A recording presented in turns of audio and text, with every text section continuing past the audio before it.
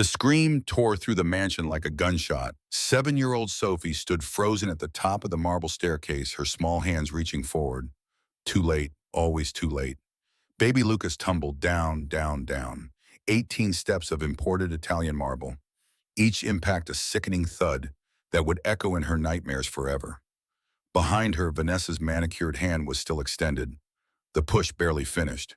Her face twisted in rage that melted into shock as the front door swung open. Ethan Donovan stood in the doorway, home 18 hours early from Singapore. His briefcase dropped from nerveless fingers. His mouth opened, but no sound came. He was watching his infant son's body come to rest at the bottom of the stairs. Impossibly still, a pool of blood spreading beneath golden hair like a halo. This is where our story ends. But to understand how we got here, we need to go back. Back to where it all began. Back 72 hours. Singapore gleamed 40 stories below Ethan's hotel suite. The city pulsed with neon life, millions of lights painting the tropical darkness in shades of gold and electric blue. He had just closed the biggest deal of his career, $50 million. The expansion that would take Donovan Technologies into every major Asian market.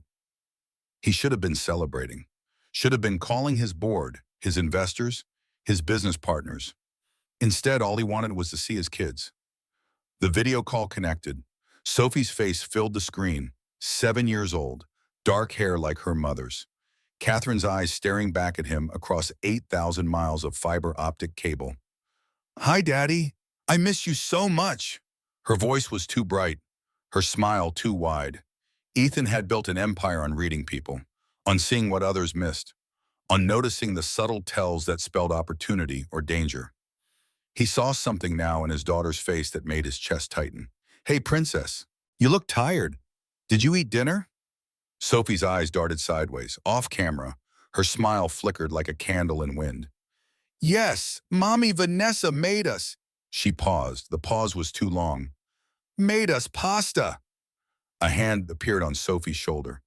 Manicured nails, diamond ring catching the light. Vanessa's hand. But the camera angle was wrong.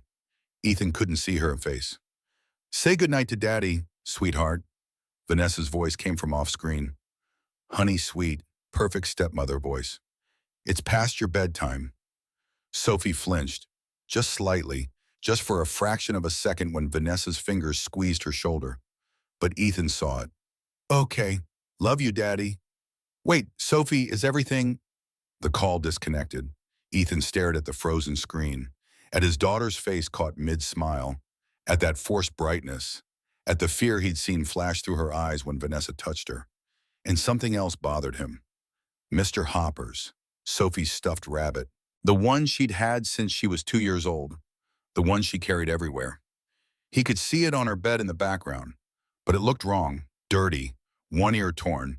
When had that happened? Something in his gut twisted. Some instinct honed in 1,000 boardroom negotiations where fortunes rose and fell on the ability to spot a lie. His phone rang. David Morrison, business partner, friend of 5 years, the man who had introduced him to Vanessa at that company gala 14 months ago. "Ethan, heard the Singapore deal closed. Congratulations, man. Drinks when you get back?" "Yeah, sure." Ethan's mind was still on Sophie's face. "Listen, David, do you ever get weird vibes from Vanessa?" The pause on the other end lasted just a heartbeat too long. "What? No, why would you ask that?" Sophie seemed off on our call just now, scared maybe. "Kids are dramatic, man." David's voice came too quick, too rehearsed. "Vanessa's been amazing with them. She texts me updates all the time. They're fine, more than fine." "She texts you updates?" Ethan sat up straighter. Just, checking in. Since you travel so much, someone should keep an eye on things." There it was again, that twist in his gut, that sense of wrongness. "Right, thanks, David." Ethan hung up. He didn't know that David's phone buzzed 30 seconds later with a text from Vanessa. Didn't know what it said. Didn't know that in 72 hours he would read those messages and everything would make terrible, horrifying sense. The text read, "He's suspicious. Move up timeline. Lucas's accident happens tomorrow. Be ready with bail money."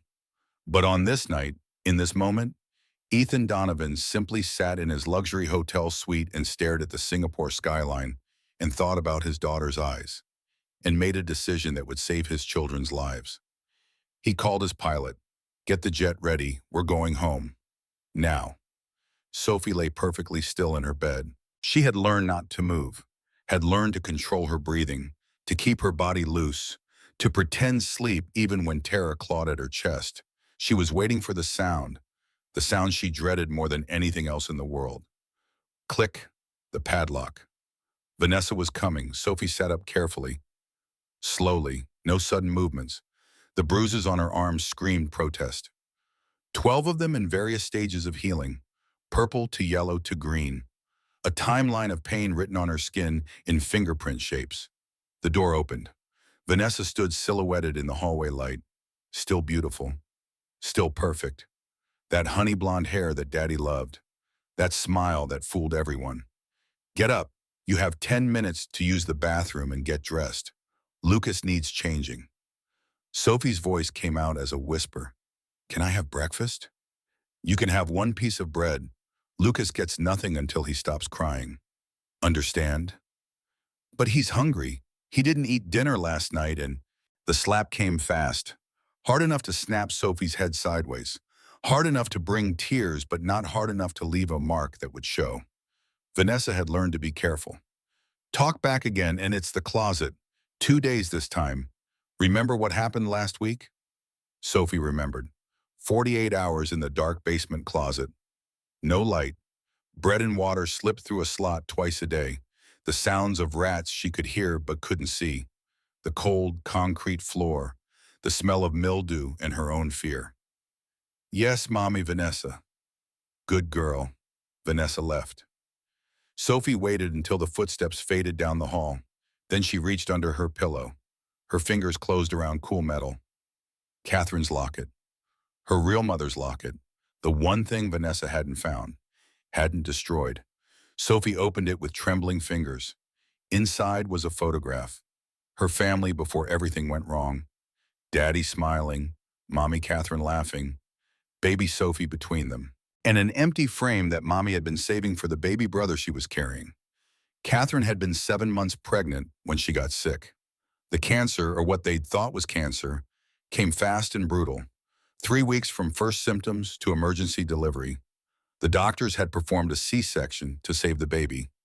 Catherine had held Lucas once, whispered his name, told Sophie to protect him, then slipped away 3 days later. Sophie had been only 5, but she remembered. Remembered everything. Remembered that 2 weeks before Mommy got sick, Vanessa had come to dinner. Brought wine. Special wine from France, she'd said. Mommy drank 2 glasses. Started feeling sick that same night. Sophie remembered her mother's last words. Catherine had been so weak by then. Skin like paper. Eyes huge and dark with pain and morphine. But she'd made the nurses bring Sophie to her bedside one final time. "Sophie, baby, come here." Her voice barely a whisper. "Mommy needs to tell you something important." "Are you going to get better?" Catherine had cried then, tears running down her hollow cheeks. "No, sweetheart, but you're going to have a baby brother. The doctors are going to help him be born today. You have to be strong for him. Protect him. Promise me." "I promise, Mommy." "And Sophie?" Catherine's voice dropped even lower. Her eyes cleared for just a moment. Urgent. Afraid. "If Daddy ever remarries, if he brings a new woman into our home, you be careful. You watch her. You remember that no one can replace me. And if anything feels wrong, you tell Daddy. You make him listen. Promise me that too." "I promise. This locket. Take it now. Hide it. Keep it safe. Inside is our family. Don't let anyone take that from you. Don't let anyone make you forget who you really are." Sophie had kept that promise, had hidden the locket under her mattress for 2 years, had worn it every day until Vanessa found it and tried to throw it away. Then Sophie had learned to hide it better, under the loose floorboard beneath her bed, only taking it out when Vanessa was gone. Now, at 7, trapped in this nightmare, Sophie understood what her mother had been trying to tell her. Vanessa was dangerous, had always been dangerous, and Sophie had a terrible feeling Just a feeling that Mommy Catherine didn't die from cancer at all. She closed the locket, hid it back under her pillow. She could hear Lucas crying in the nursery. Hungry, wet, alone. 60 feet away in the master bathroom, Vanessa was making a phone call. And what she said next would set everything in motion. Vanessa locked the bathroom door, turned on the shower to mask her voice. Classic tradecraft. She'd learned it from someone who'd done this before. Someone who'd taught her everything she knew about hunting wealthy widowers and bleeding them dry. Her phone showed 6:30 a.m. David would be awake. He was always awake these days. Nervous, getting cold feet. He answered on the first ring. "It's 6:30 in the morning, Vanessa. We moved today. Ethan's getting suspicious. You heard him on the call last night." "What are you talking about?" David's voice climbed higher, panic edging in. "We agreed on next week. Everything's planned for next week." "Plans change. Lucas has his accident this morning. I blame Sophie. Ethan flies home to crisis. While he's dealing with that, you transfer the remaining funds from the business account. 247,000, all of it." "Vanessa, wait. I signed up for financial fraud. Not this. Not hurting kids. This is too far." She laughed, low and cold. "You're in too deep, David. You've already embezzled 300,000. You introduced us. You encouraged Ethan to travel more. You're complicit in everything.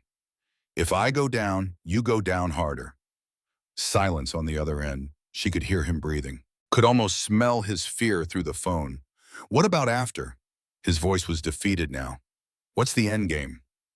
Lucas's fall put Sophie in psychiatric care.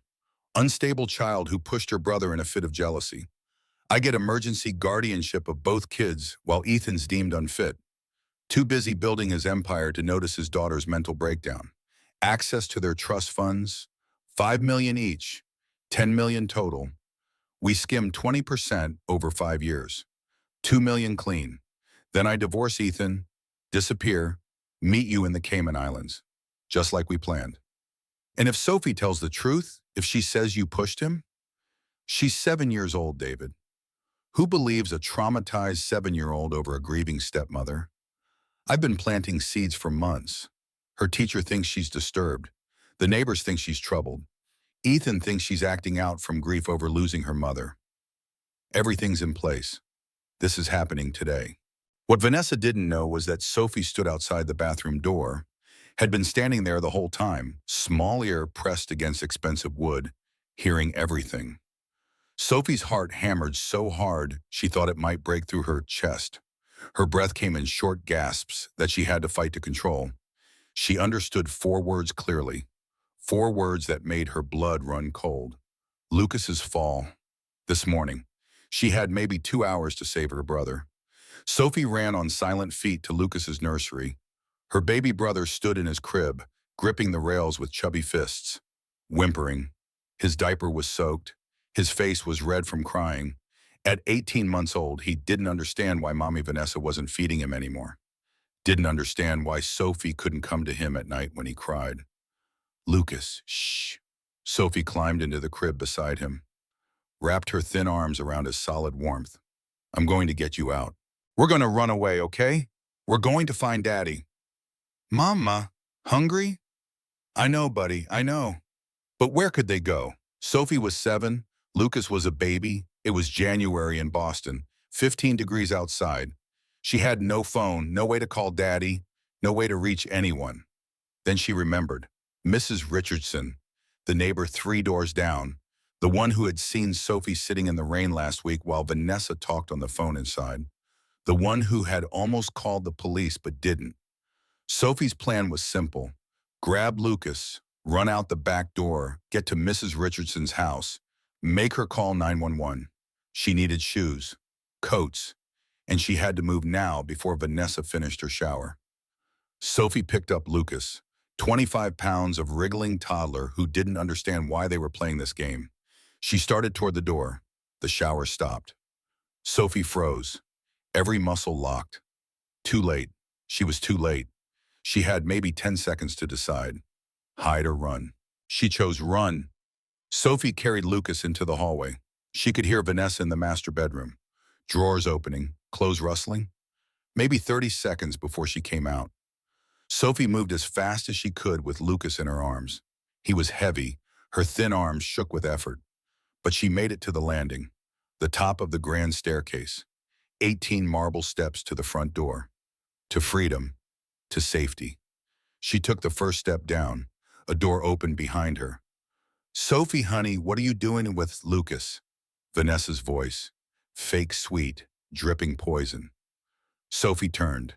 Vanessa stood at the bedroom door, hair wet from the shower, face perfectly made up even at 7 in the morning. Silk robe, spotless white. But her eyes were calculating, cold, making a decision. Sophie saw it happen, saw the moment Vanessa's plan accelerated. The accident was supposed to happen later, but here was an opportunity. Here was Sophie holding Lucas at the top of the stairs with no witnesses. Perfect. "I'm taking him downstairs." Sophie's voice shook. "He needs food. Give him to me, now." Sophie backed toward the stairs. 1 step, 2 steps. "No, you're going to hurt him. I heard you. I heard you on the phone." Vanessa's mask dropped. Pure rage twisted her beautiful face into something ugly. Something monstrous. "You little bitch, you've been listening?" She lunged forward. Sophie tried to turn, tried to run down the stairs with Lucas, but Vanessa was faster, stronger. She grabbed Lucas from Sophie's arms with brutal efficiency. "No, don't hurt him, please." "You want him?" Vanessa's voice was ice. "You can have him." Time slowed. Sophie watched Vanessa's arm extend, watched Lucas leave Vanessa's hands, watched her baby brother's face, confused and scared, looking at her like she could fix this, like Big Sister could make everything okay. Sophie's hands reached out. "Don't push him!" Her scream tore through the house, through the neighborhood, through the morning silence. But she was too far, always too far. Lucas hit the first step, then the second, third, each impact worse than the last, his small body tumbling like a rag doll, blonde hair catching the morning light streaming through the tall windows, arms flailing, no sound from him. Too shocked, too hurt to cry. Step 12, 13, 14, and then the front door opened. Ethan Donovan walked through his front door at exactly 7:14 a.m. and saw his worst nightmare come to life. He had caught the first flight from Singapore. 14 hours in the air, thinking about Sophie's eyes on that video call. Something telling him to come home. Now. Immediately. He'd landed at Logan Airport at 6 a.m., drove straight home instead of going to the office. Let himself in quietly, thinking maybe he'd surprise the kids with an early breakfast. He opened the door, looked up, saw everything. Lucas in midair, falling from step 16. Sophie at the top of the stairs, hands outstretched, screaming. Vanessa behind Sophie, arms still extended from pushing. Everything Ethan Donovan had built meant nothing in that moment. His company, his fortune, his carefully reconstructed life after Catherine's death. All of it dissolved into insignificance. There was only his son, falling, his daughter, screaming, his wife, pushing. Lucas hit the final steps, 3 sickening thuds that Ethan would hear in his nightmares for the rest of his life. Then silence. Absolute silence. Lucas came to rest at Ethan's feet, so small, so still, blood spreading beneath his head like a crimson halo on white marble. Ethan dropped to his knees. His hands shook as he touched his son's neck. Pulse. Thank God. Faint but there. Breathing shallow but steady. Lucas's eyes were closed. His small chest rose and fell with each ragged breath. Call 911. Ethan's voice came from somewhere far away. Somewhere cold and deadly calm. Now, Vanessa's performance began immediately. She was already acting, already spinning the story she'd prepared. "Oh my God, Ethan, you're home, thank God!" Her voice climbed, hit perfect notes of panic and relief. "She pushed him. Sophie pushed him. I tried to stop her, but she was so angry, so jealous. I've tried to tell you, but you're never here to see it." Ethan looked up the staircase. Sophie stood at the toe, face white as paper, whole body shaking. So small up there, so fragile in her faded nightgown that he suddenly realized was too short, too tight, wrong somehow. His daughter's arms were wrapped around herself, her dark eyes huge and swimming with tears that spilled down her cheeks. "Daddy," the word barely audible. "Daddy, I tried to catch him. I tried." She's lying. Vanessa pulled out her phone, voice crisp and authoritative as she spoke to emergency services. "Yes, an infant fell down the stairs. His sister pushed him. She's been jealous? Disturbed. I need an ambulance immediately." She covered the phone, looked at Ethan with perfectly crafted concern. "Darling, I know this is devastating, but we have to tell them the truth for Lucas's sake. Sophie needs help. She's been acting out for months." Something cold slithered down Ethan's spine. Some instinct honed in 1,000 negotiations where he'd learned to spot lies in the curve of a smile, the tension in shoulders, the too-practiced smoothness of a prepared story. He looked at Vanessa, really looked at her for the first time in months. She was beautiful as always, hair perfect, even fresh from the shower, face a mask of appropriate distress, but her eyes were calculating, watching him, measuring his reaction, waiting to see if her performance was working. Then he looked at Sophie. His daughter hadn't moved, hadn't tried to defend herself, hadn't run down the stairs to her brother. She just stood there shaking, lips moving soundlessly. And Ethan realized with a jolt of recognition that she was terrified. Not crying for Lucas, though tears streamed down her face. Not reaching for Ethan, though he was her father and she had always run to him before. She was frozen in pure animal fear. The fear of prey watching a predator. "Sophie," he kept his voice soft, gentle. "Come here, sweetheart." Sophie's eyes darted to Vanessa, the fear intensified. Her whole body tensed as if preparing for a blow. "Sophie," Ethan said again. "It's okay. Come to Daddy." "Don't, Ethan."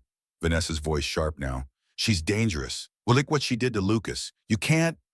But Ethan kept his eyes on his daughter, kept his voice calm. "Sophie, please. I need you here. I need you to help me with Lucas." It was the right thing to say.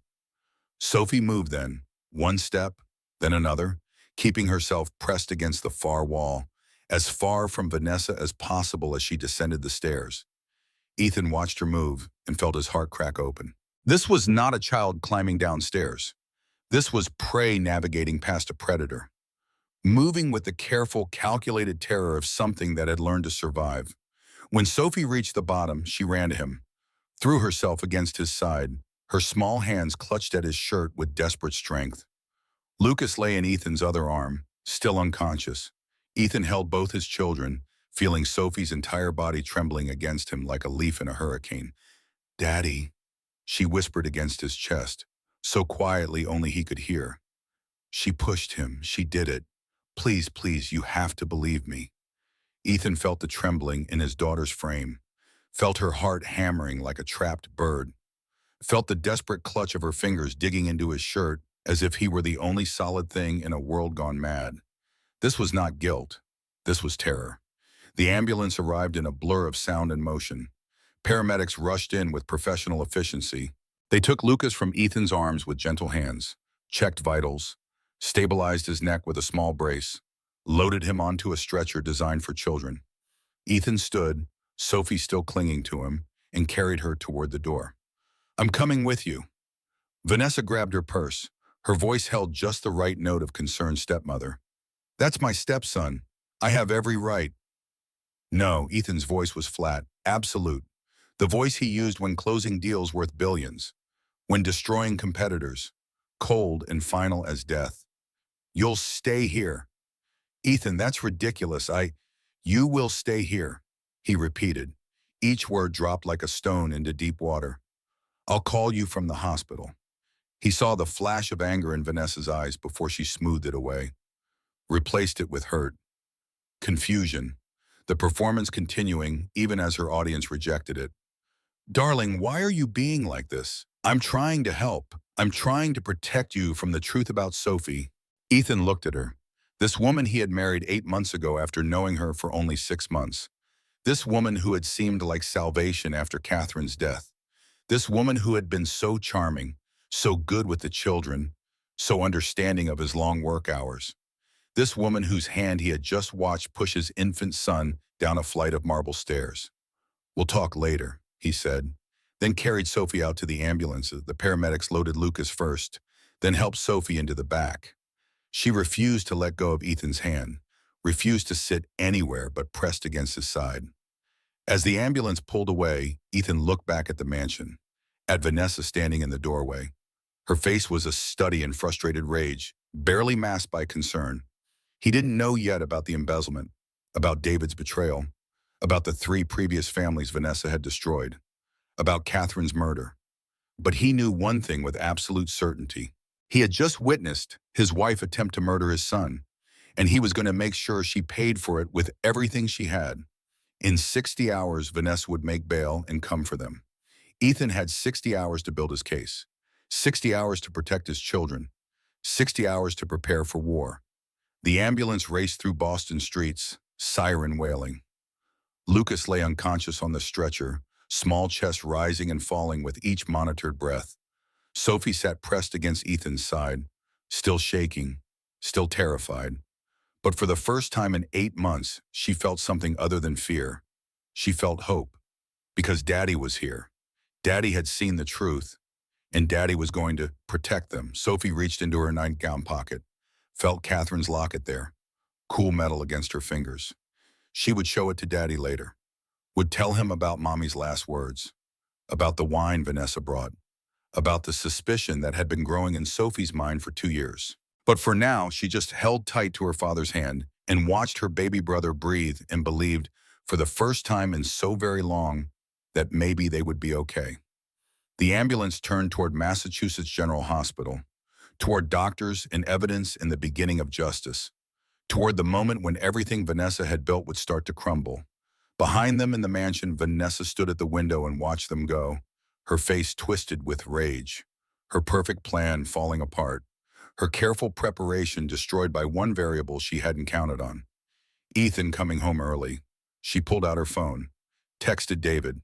"It's blown. He saw everything. Execute contingency plan, transfer all remaining funds, disappear the evidence. Meet at the safe house in 2 hours." Then she went upstairs to pack. She had maybe 4 hours before police came.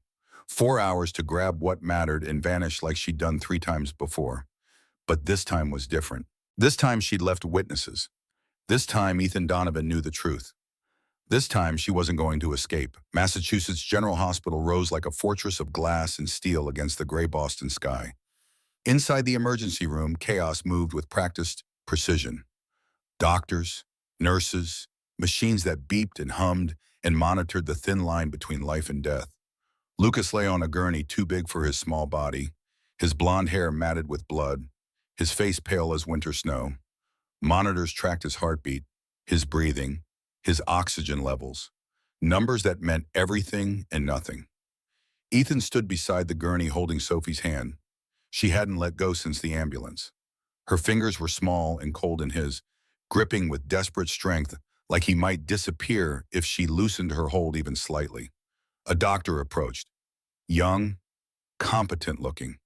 Name tag read Dr. Stevens. "Mr. Donovan, I'm the trauma surgeon on call. Let's talk about your son." They moved to a small consultation room. Ethan carried Sophie because she wouldn't walk on her own. Wouldn't let him put her down. She wrapped her arms around his neck and buried her face against his shoulder. "Lucas has a skull fracture, right frontal bone. There's some internal bleeding, but it appears minimal. We're taking him for a CT scan now to check for additional trauma. He's young. That works in his favor. Young skulls are more flexible, more resilient. But Mr. Donovan, I need to be clear with you. These injuries are serious. Will he live? I believe so, but there may be complications. We won't know the full extent until we see the scan results." Dr. Stevens paused. His eyes moved from Ethan to Sophie and back again. "Mr. Donovan, I have to ask, how did this happen?" Ethan felt Sophie tense against him, felt her breathing quicken. "My wife pushed him down the stairs. I witnessed it." The doctor's expression didn't change, but something shifted in his eyes. Recognition, understanding, horror carefully masked by professional detachment. "I see. Then I'm required to notify Child Protective Services. It's protocol for any suspected abuse case. Do it. I want everything documented, everything photographed, Every injury recorded. There's more than one child involved?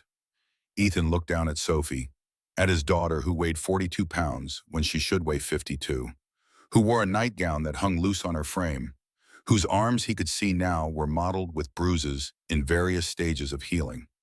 Yes, there's more than one child. They examined Sophie in a pediatric room painted cheerful yellow. Cartoon characters smiled from the walls. A mural of underwater scenes covered one side. Friendly fish. Smiling octopuses. A world of color and joy that stood in stark contrast to what Dr. Stevens was documenting. Ethan waited outside. They'd asked him to leave for the examination. Standard procedure, they said. He stood in the hallway with his back against the wall and his hands clenched into fists and listened to his daughter answer questions in a small, scared voice. Sophie, I need you to tell me about these bruises. Can you do that? A pause, then Sophie's whisper, barely audible through the door. Mommy, Vanessa did it. When did this happen? Different times. She gets mad when I talk back, or when I ask for food, or when Lucas cries and I try to help him. And this mark here on your arm, the circular one. Do you know how you got that? Another pause. Longer this time. She burned me with her cigarette. I heard her talking on the phone about money and Daddy and I wasn't supposed to hear. She caught me listening. Ethan's vision blurred. His chest felt like someone had reached inside and grabbed his heart with both hands and squeezed. 8 months. His daughter had endured 8 months of torture while he'd been building his empire. While he'd been chasing deals and expanding markets and congratulating himself on providing for his family. Providing. The word tasted like ash in his mouth. He hadn't provided safety, hadn't provided protection, hadn't provided the one thing that mattered most, his presence. The door opened. Dr. Stevens emerged with a folder thick with photographs and notes. His face was carefully neutral, but Ethan could see the anger simmering beneath the professional mask. Mr. Donovan, I need to show you something. They went to another room. Dr. Stevens spread the photographs across a table. Ethan forced himself to look, forced himself to see what he'd missed. Sophie's arms, 12 distinct bruises, purple, yellow, green, a timeline of violence written on her skin. Her back, more bruises, handprint-shaped, adult-sized. Her left forearm, a circular burn 8 millimeters in diameter, consistent with cigarette contact. Her scalp, a healing cut hidden beneath her hair. Her entire body, 10 pounds underweight. Malnutrition evident in her pale complexion, her brittle nails, her thinning hair. In my professional opinion, these injuries occurred over an extended period. Months, not days or weeks. The pattern indicates systematic, intentional abuse. The burn is particularly concerning. That's not accidental. That's punishment. Ethan couldn't speak, couldn't breathe. The photographs blurred as tears he didn't know he was crying spilled down his face. Mr. Donovan, I have to ask, did you know? The question hit like a physical blow. Did he know? No. But should he have known? Yes. God, yes. 1,000 times yes. No, his voice broke. I didn't know. I travel for work. I'm gone 60% of the time. I trusted my wife. I trusted that my children were safe. I was wrong. Dr. Stevens' expression softened slightly. Child Protective Services will be here within the hour. They'll want to interview both you and Sophie. I need to be clear, Mr. Donovan. They'll investigate you as well. Your absence is a factor. The fact that this happened in your home under your roof, even if you weren't present, they'll determine if the children are safe in your care. I understand. I'll cooperate fully, whatever it takes. Can you protect them going forward? Can you be present for them? Ethan looked through the window into the examination room. Sophie sat on the table swinging her legs, looking so small, so young, so hurt. His daughter, Catherine's daughter, the little girl who used to squeal with joy when he came home, who used to climb into his lap to read stories, who used to believe her daddy could fix anything, the little girl he had failed. Yes, whatever it takes, I'll be here. The social worker arrived at 11 a.m. Her name was Rachel Chen, mid-40s, kind eyes behind wire-rimmed glasses, a face that had seen too much suffering and still chose to care. She interviewed Sophie first, alone. Ethan watched through a one-way mirror as his daughter sat in a small chair and answered questions and relived her nightmare for a stranger. Sophie, can you tell me about living with Vanessa? She's mean when Daddy's not home. Really mean. What does she do that's mean? She locks me in my room with a padlock on the outside, sometimes for a whole day if Daddy's traveling. She brings me bread and water, like I'm in prison. Does she hurt you?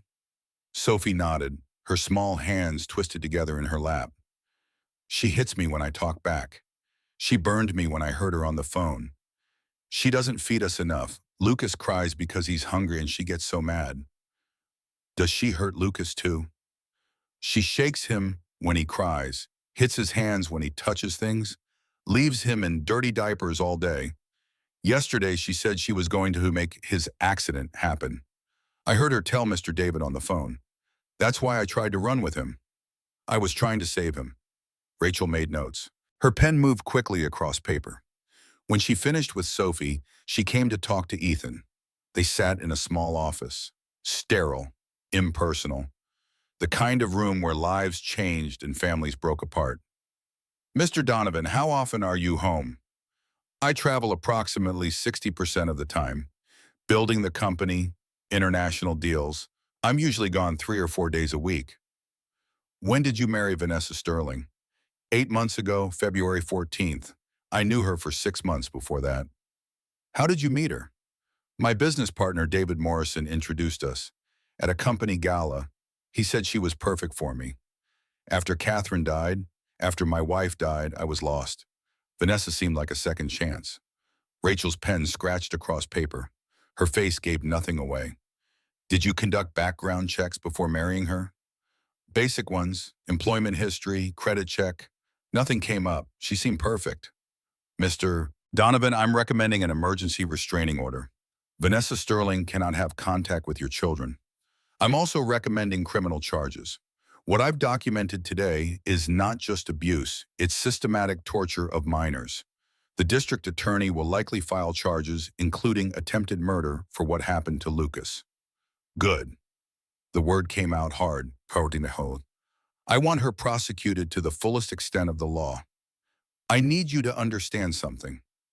Rachel leaned forward, her eyes locked on his. CPS will be monitoring your family closely.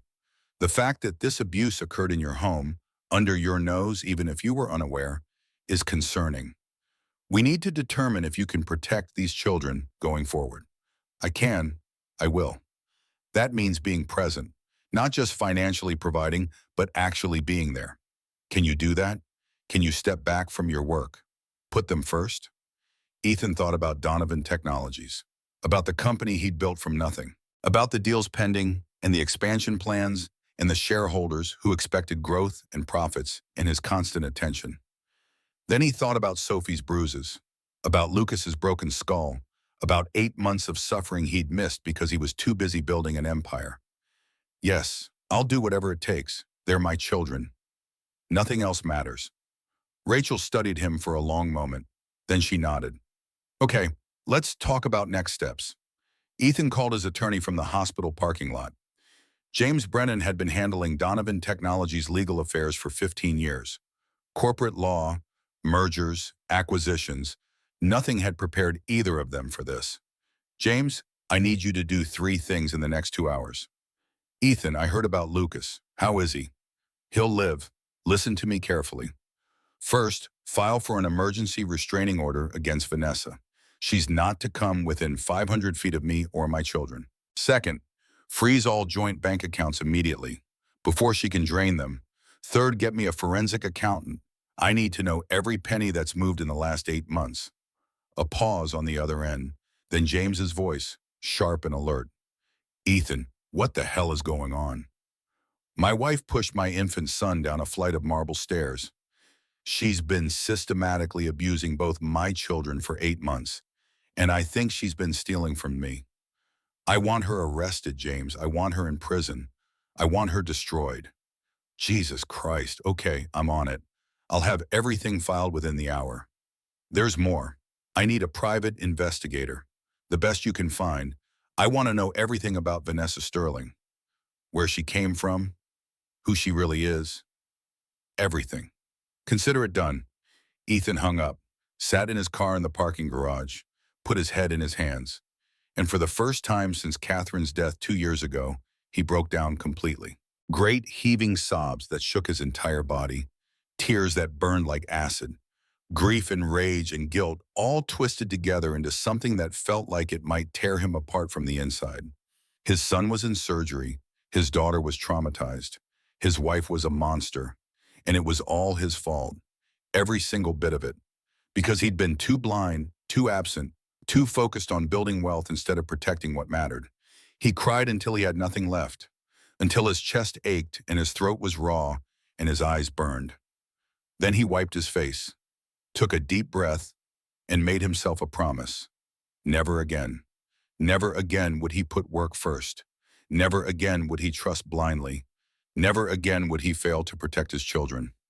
Whatever it took, whatever it cost, he would make this right. The forensic accountant's name was Sarah Lynn. She arrived at James's office at 2 p.m. with her laptop and her proprietary software and her reputation for finding money that people thought they'd hidden well.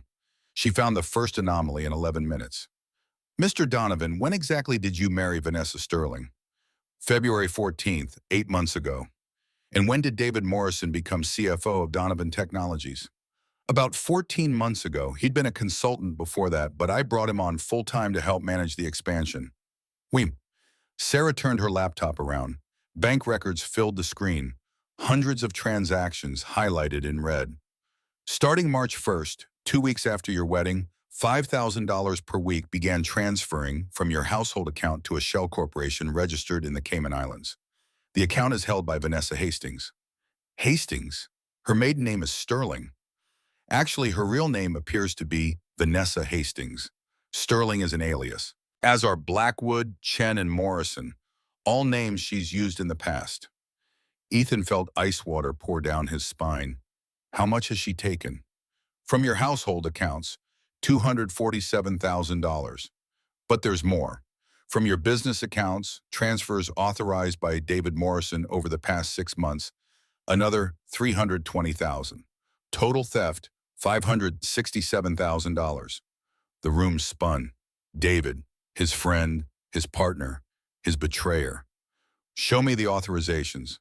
Sarah pulled up documents, David's signature, his access codes, his explicit approval for each transfer.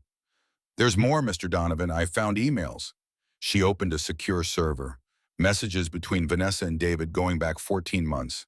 Plans, strategies, cold-blooded conspiracy laid out in black and white. One email made Ethan's blood run cold. From vhastingssecuremail.com to dmorrison@donovantech. Combatee, January 8, subject, Endgame David, trust funds vest at 25 but guardians can manage. Sophie 5 million, Lucas 5 million, total 10 million. With E declared unfit as absent father, I get guardianship. Skim 20% over 5 years equals 2 million clean.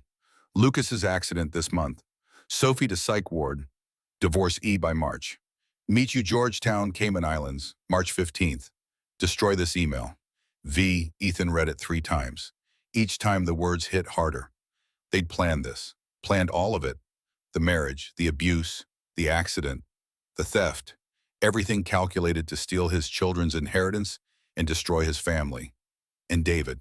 David had been part of it from the beginning. There's one more thing. James pulled out another folder. The private investigator finished her preliminary report. You need to see this. Maria Torres was former FBI. 20 years in white-collar crime before going private. She'd spent 12 hours digging into Vanessa's background. What she'd found painted a picture of evil that Ethan could barely comprehend. Vanessa Hastings has been married 3 times before you, all to wealthy widowers with young children. Maria spread photographs across the table. 3 men, 3 families, 3 tragedies. Marriage 1, 2018. Walter Brennan, 62, real estate developer in Connecticut. 2 children, ages 8 and 10. Widower for 1 year when Vanessa married him. She drained $300,000 and disappeared before charges could be filed. The children were traumatized. The father spent his remaining money on therapy for them and died of a heart attack 3 years later at 65. Marriage 2, 2020. Thomas Chen, 55, tech CEO in California. 3 children, youngest age 6, pattern repeated. But this time the oldest daughter, Sarah, tried to tell her father about the abuse. Vanessa manipulated the situation, convinced courts the child was disturbed. Sarah spent 6 months in foster care before the truth emerged. By then, Vanessa had taken $500,000 and vanished. Marriage 3, 222. Robert Sterling, investment banker in New York. 2 children. Sterling caught on faster than the others, pressed charges. But Vanessa's defense attorney got her a plea deal. Probation only. She disappeared before sentencing. Case is still open. Ethan stared at the photographs, at the faces of men who'd made the same mistake he had, who'd trusted, who'd believed, who'd failed to protect their children. Is Sterling still alive? Yes, I spoke with him this morning. He'll testify if we need him. So will Sarah Chen. She's 16 now. She wants to help. Ethan's hands shook. Rage built in his chest like a living thing. Vanessa had done this before. Multiple times. Hurt children, stolen money, destroyed families, and she'd almost gotten away with it again. Almost. There's something else. Maria's voice dropped lower. I looked into your wife Catherine's death. Pancreatic cancer, fast onset, 3 months from diagnosis to death. What about it? Pancreatic cancer symptoms can be induced by certain poisons, arsenic in particular. I pulled Catherine's medical records. The symptoms match, and Vanessa was present at your home multiple times in the weeks before Catherine got sick. The world stopped. Time froze. Ethan couldn't breathe. Are you saying Vanessa murdered my wife? I'm saying it's possible. We'd need to exhume the body to test for toxins. That requires a court order. But Mr. Donovan, the timeline is suspicious.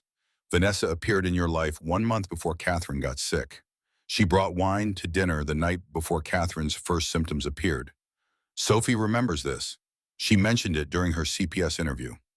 Ethan stood, walked to the window, looked out at Boston spread beneath him. The city where he'd built his fortune, where he'd married Catherine, where he'd raised his children, where everything he loved had been systematically destroyed by a woman he'd invited into his home. Get the court order. Exhume Catherine's body. I want to know the truth. At 4 p.m., Ethan went to confront David Morrison. He'd called ahead, asked David to meet him at Donovan Technologies headquarters. Conference room, top floor, the room where they'd planned their expansion, where they'd celebrated deals, where they'd built what Ethan had thought was a partnership. David arrived looking nervous, pale, dark circles under his eyes like he hadn't slept in days. Ethan, man, how's Lucas? He'll survive, barely. Sit down, David. I don't understand why we need to meet now. Shouldn't you be at the hospital? Sit down. Something in Ethan's voice made David obey. He sank into a chair. His hands trembled slightly as he placed them on the conference table. 2 Boston police detectives stepped into the room from the adjoining office. Detective Walsh, Detective Martinez, both homicide division, both looking at David like he was something they'd scraped off their shoes. David's face went white. Ethan, what is this? How long have you been stealing from me, David? I don't know what you're talking about. Ethan slid a folder across the table. Bank records, email transcripts, evidence of conspiracy laid out in black and white. $320,000, transferred to a Cayman Islands account over 6 months, all authorized by you, all stolen. So I'll ask again, how long? David stared at the documents. His mouth opened, closed. No words came. Detective Walsh leaned forward. We have the emails, Mr. Morrison, between you and Vanessa Hastings, discussing the children's trust funds, discussing Lucas's accident. You're looking at conspiracy to commit fraud, conspiracy to commit assault, possibly attempted murder. I didn't know she was going to hurt them. David's voice broke. The words came tumbling out in a rush. I swear to God, Ethan, she said it would just be financial. Take some money, stage a minor accident to make Sophie look troubled. Get guardianship. I thought the kids would be fine. You thought wrong. Ethan slammed his hand on the table. The sound cracked through the room like a gunshot. My son has a fractured skull. My daughter has been beaten, starved, tortured for 8 months. while you were helping that psychopath rob me blind. I didn't know. David was crying now, real tears, real guilt. God, Ethan, I'm so sorry. I thought it was just money. I never imagined she would actually hurt children. Detective Martinez pulled out a recorder, set it on the table. We can offer you a deal, Mr. Morrison. Full cooperation. Every email, every conversation, every detail of the conspiracy. In exchange, we'll recommend reduced charges. David looked at Ethan, at the man who'd been his friend, his partner, whose family he'd helped destroy for money. What do you want to know? For the next 2 hours, David Morrison confessed everything. And when he was done, when every detail of Vanessa's scheme had been laid bare, Ethan had everything he needed to destroy her. While Ethan was confronting David, Sophie sat in Lucas's hospital room. Her baby brother had come through surgery. The doctor said he'd be okay.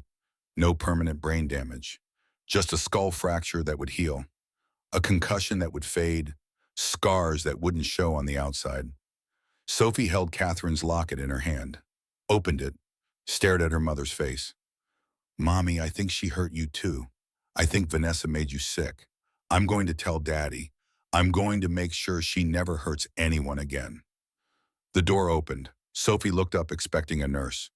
Vanessa stood in the doorway. She'd come to the hospital, violating the restraining order that had been filed 2 hours ago. She didn't know about it yet. Didn't know the walls were closing in. Didn't know that David was confessing everything at that very moment.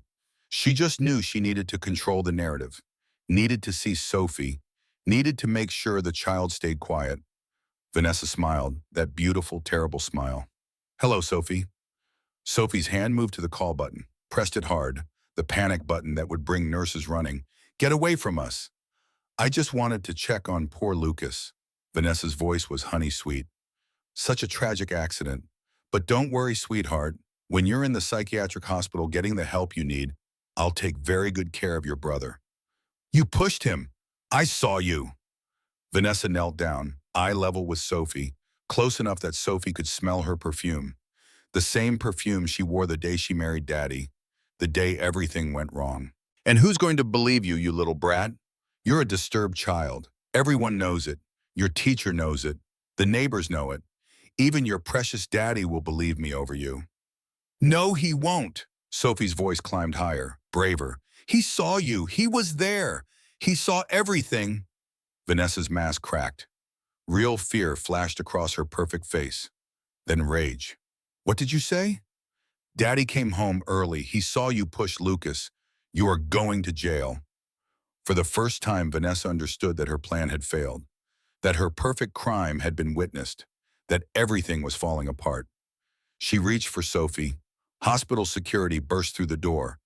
Right behind them came Detective Walsh and Martinez. They'd been in the building, taking Sophie's official statement. They'd gotten the panic alert. Vanessa Hastings? Detective Walsh moved fast. Professional. You're under arrest for violation of a restraining order, assault on a minor, attempted murder. Get your hands off me, Vanessa struggled. All pretense gone. This is insane. That child is lying. Detective Martinez continued reading charges while Walsh cuffed her. Conspiracy to commit fraud, embezzlement, and we have a warrant for your arrest in connection with an ongoing investigation into the death of Catherine Donovan. Vanessa stopped struggling, went very still. Who? Your husband's first wife, died 2 years ago, supposedly from cancer. We're exhuming the body. Fear, real fear. Finally, Vanessa looked at Sophie, at this 7-year-old child who'd been brave enough to survive, smart enough to remember, strong enough to tell the truth. You think this is over? Vanessa's voice was venom. I have lawyers. I have rights. I'll be out in 24 hours. And when I am... That's enough. Detective Walsh pulled her toward the door. They dragged Vanessa from the room. She was still screaming, still threatening, her voice echoing down the marble halls until doors slammed and silence returned. Ethan appeared in the doorway. He'd run from headquarters when security called. Now he crossed to Sophie in 3 long strides, gathered her into his arms. It's over, baby. She's gone. You're safe now. Sophie buried her face in his shoulder, started crying, great heaving sobs that shook her small frame, relief and terror and grief all mixed together. She said she'd get out. She said she'd come back. She won't. I promise you, Sophie, she's never coming back. But even as he said it, Ethan knew the system, knew how bail worked, knew that Vanessa had resources they hadn't found yet. She might get out, temporarily, and if she did, she'd come for them. 12 hours later at 2 a.m., Ethan's worst fears came true. His phone buzzed, James calling. Nothing good ever came from a 2 a.m. call. She made bail. Ethan sat bolt upright in the hospital room chair. Sophie and Lucas were both sleeping peacefully. For the first time in months, they felt safe. How all her accounts are frozen. Cash payment, $500,000.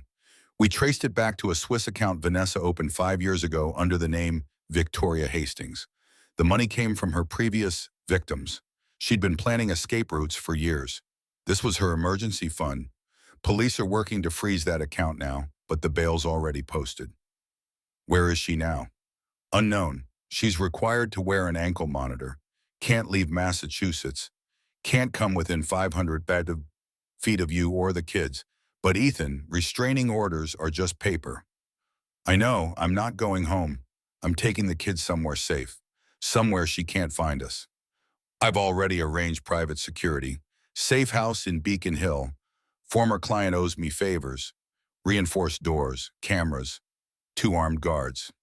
Good, we move tomorrow when Lucas is discharged. Ethan hung up. Looked at his children sleeping. Sophie curled protectively around Lucas, even in sleep. Both of them healing. Both of them safe for now. But Vanessa was out there, free, desperate. And desperate people were the most dangerous kind. He had 48 hours until her preliminary hearing. 48 hours to keep his children safe. 48 hours to prepare for whatever came next. 24 hours after making bail, Vanessa Sterling made her move. Ethan had brought the children to a safe house in Beacon Hill, a brownstone owned by a former client who owed him favors. 3 stories of brick and history, reinforced doors, security cameras at every entrance, 2 armed guards posted outside on rotating shifts. It should have been enough. It wasn't. Ethan had underestimated Vanessa's desperation, had underestimated how much she had to lose, had underestimated the rage of a predator whose perfect plan had been destroyed. The house settled into evening quiet. Lucas was asleep in his crib on the 2nd floor, healing slowly but steadily.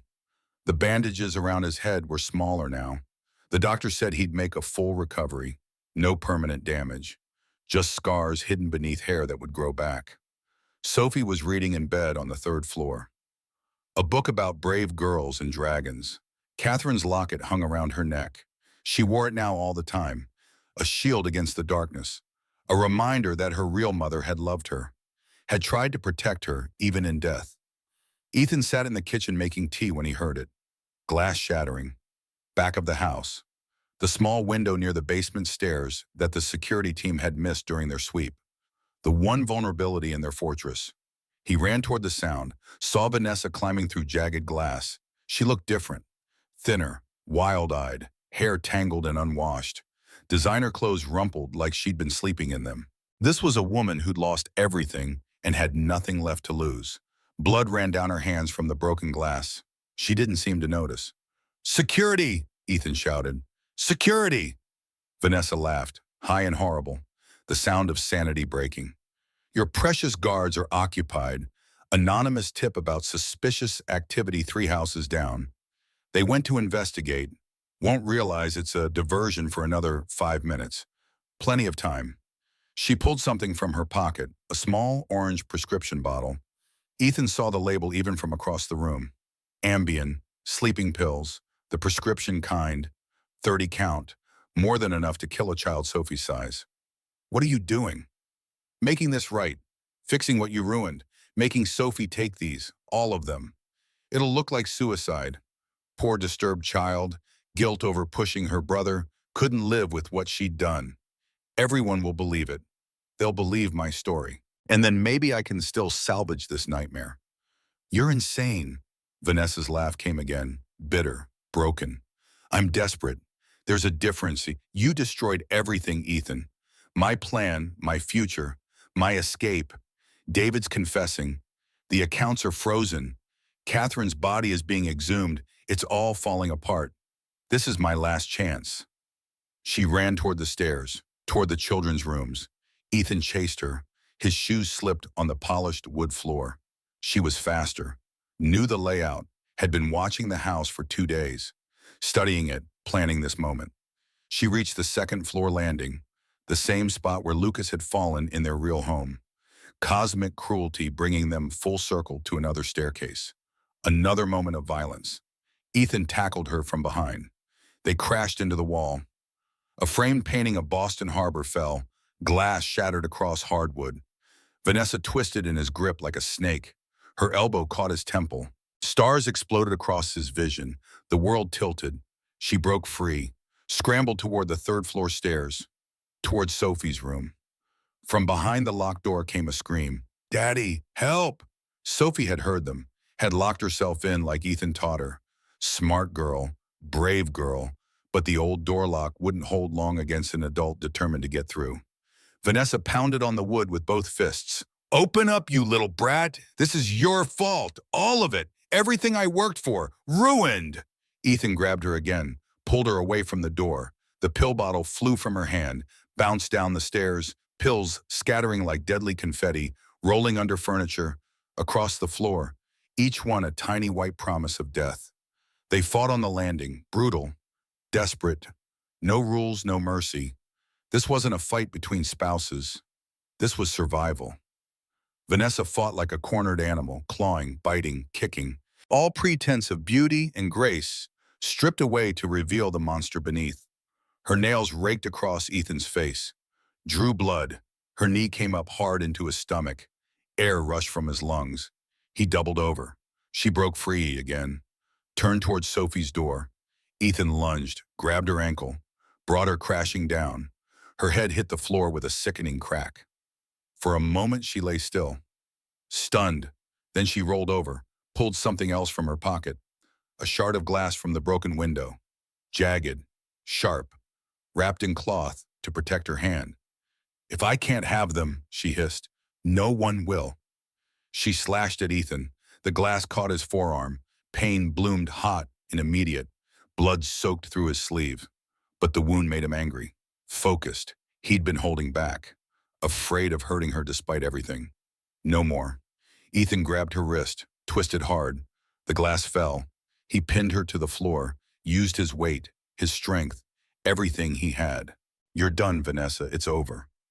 She spat in his face, tried to bite his arm, still fighting even as sirens wailed outside, even as the front door crashed open, even as 4 men in tactical gear thundered up the stairs. The security guards had realized the diversion, had called backup. Now they pulled Vanessa away from Ethan, restrained her with professional efficiency, zip ties on her wrists, her ankles. She thrashed and screamed like something feral. "I'll get out! I'll find you! I'll make you pay! All of you!" Then Detective Walsh was there. Martinez behind him, both breathing hard from running, both taking in the scene with experienced eyes. "Vanessa Hastings." Walsh's voice was tired. "You're under arrest, again. Breaking and entering. Violation of restraining order. Attempted murder. And I see you cut your ankle monitor." He pointed. Vanessa's pant leg had ridden up. The ankle monitor lay on the floor by the broken basement window, cut clean through, sparking wires still visible. "Triggered an alert the moment you cut it," Martinez added. "We were already on our way. You never had a chance." Vanessa finally stopped fighting. Something in her broke. She went limp in the guard's grip, started laughing, high and hysterical. "None of us have a chance. Don't you see? The system's rigged. The rich always win. Ethan will bury me with his lawyers and his money and his perfect victim children. I'm done. Finished. Might as well be dead." "No bail this time," Walsh said. "Maximum security holding until trial. You're not seeing daylight until a jury decides your fate." They dragged her away. She was still laughing, the sound echoing down the stairwell until doors slammed and silence returned. Ethan stood, legs shaking, adrenaline crashing, blood dripping from his arm. He went to Sophie's door, knocked gently. "Baby, it's me. It's Daddy. She's gone. You're safe." The door opened slowly. Sophie stood there clutching her locket. Lucas was in her arms. She'd grabbed him from his crib, when she heard the breaking glass, protecting her baby brother just like she'd promised their mother. Is she really gone this time? Forever? Yes, sweetheart, really gone. Forever. I promise you. Sophie looked at him with eyes too old for 7 years, eyes that had seen too much, known too much fear. Can we go to court now, Daddy? Can I tell everyone what she did, so she can never hurt another family? Ethan pulled both children into his arms, held them close, felt their heartbeats against his chest. Life continuing, despite everything. Yes, baby, if you're sure, we'll do it together. I'll be with you every step of the way. 2 weeks later, the prosecution began building their case in earnest. Amanda Pierce was the district attorney assigned to the Donovan case. 45 years old, steel gray hair pulled back in a no-nonsense bun, 20 years of prosecuting criminals. A reputation for being thorough, relentless, and absolutely committed to justice. When she heard about Vanessa Hastings, about the pattern of abuse spanning years and multiple families, she took it personally. This was exactly the kind of predator she dedicated her career to stopping. She met with Ethan in her office downtown. Ninth floor, view of the Charles River, gray suit that matched her hair, sharp eyes that missed nothing. Mr. Donovan, I'm going to be direct with you. We have overwhelming evidence, medical records, witness testimony, financial documents, Vanessa's criminal history across 3 previous marriages, the pills from the break-in, David Morrison's full confession, and now we have arsenic in Catherine's remains confirming murder. But the strongest evidence, the most compelling testimony for a jury, would be Sophie. She wants to testify. She's 7 years old. The defense will attack her credibility mercilessly. Patricia Kane is representing Vanessa.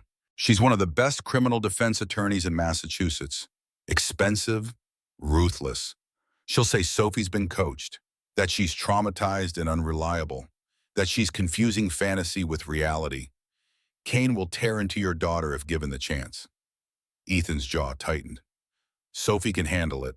She's stronger than anyone gives her credit for. Can she? Because if she breaks down on the stand, if she contradicts herself or seems uncertain, Kane will use that to create reasonable doubt. And with reasonable doubt comes acquittal. Vanessa walks free. Sophie survived 8 months of systematic torture. She tried to save her brother. She was brave enough to tell the truth when no one was listening. She can do this, and she needs to do this, for herself, to reclaim her power. Amanda studied him for a long moment, then nodded slowly. Okay, but we prepare her, thoroughly. No surprises in that courtroom. Dr. Lisa Warner became Sophie's lifeline over the next 3 weeks. Child psychologist, specialist in trauma and abuse, late 40s with kind eyes and a gentle voice that never condescended. She'd worked with child witnesses before, knew how to prepare them without re-traumatizing them. She met with Sophie 3 times a week, sometimes at her office with the comfortable couch and the toys, sometimes at the safe house where Sophie felt most secure, always with Ethan nearby but not in the room. Sophie needed to do this herself. Sophie, when you're on the witness stand, the defense attorney might ask you hard questions. She might try to confuse you or make you doubt yourself. That's her job. It doesn't mean she's right. It doesn't mean you're wrong. What if I get scared? Then you look at your daddy. He'll be right there in the courtroom. You're not alone. You're never alone anymore. What if I can't remember everything exactly? Dr. Warner leaned forward, held Sophie's gaze. It's okay to say I don't know. It's okay to take your time. It's okay to cry if you need to. The truth is your superpower, Sophie. No one can take that away from you. Not the mean lawyer, not Vanessa, no one. They practiced, role-played. Dr. Warner pretended to be Patricia Kane, asked trick questions, tried to confuse Sophie. At first, Sophie stumbled, got upset, but slowly, session by session, she grew stronger. She learned to breathe through the fear, to ground herself by touching her mother's locket, to remember why she was doing this, to protect other children, to stop Vanessa from hurting anyone else, to make sure the monster stayed in her cage forever. One afternoon, 3 days before the trial, Sophie asked the question Dr. Warner had been waiting for. Dr. Warner, why did Vanessa pick us? Why did she hurt us? Dr. Warner chose her words carefully. Some people are broken inside, Sophie. They see other people as things to use, not as human beings with feelings. Vanessa saw your family as an opportunity, money, security, a life she thought she deserved. When you and Lucas got in the way of that, when you were real children with real needs, she got angry. But we didn't do anything wrong. No, sweetheart, you didn't. None of this is your fault. Not one single bit. You were just being children. That's what you're supposed to be. Sophie was quiet for a long moment. Then she said something that made Dr. Warner's eyes water.